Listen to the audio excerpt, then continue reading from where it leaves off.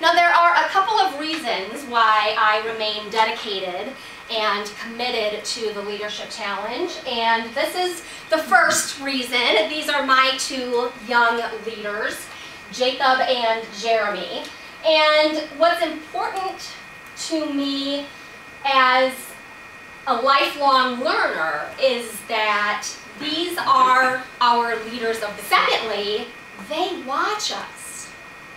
They listen to us. We're their role models. So we better be on top of our game in terms of the messages and the behaviors that we're sending them. Facilitate this workshop for companies and organizations nationally. It's either a 2-day or a 3-day workshop. So obviously I'm not condensing all of that down into 90 minutes or so, but I'm giving you I'm whetting your appetite into what are these things that Jim and Barry call the 5 practices of exemplary leadership.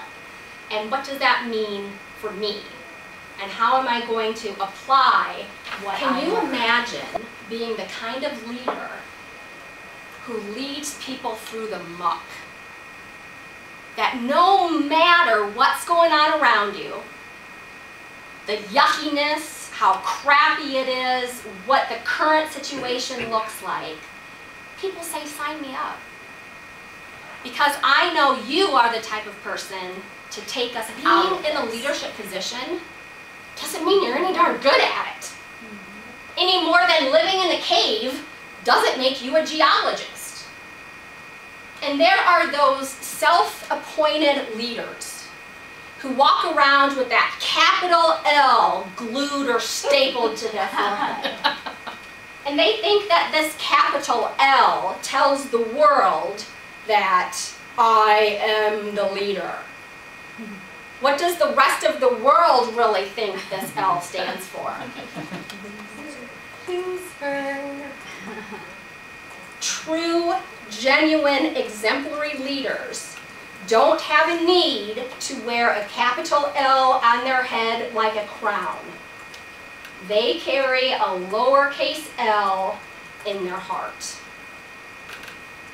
And it's from there that their leadership practices are born. What do you look for in a leader you would willingly follow?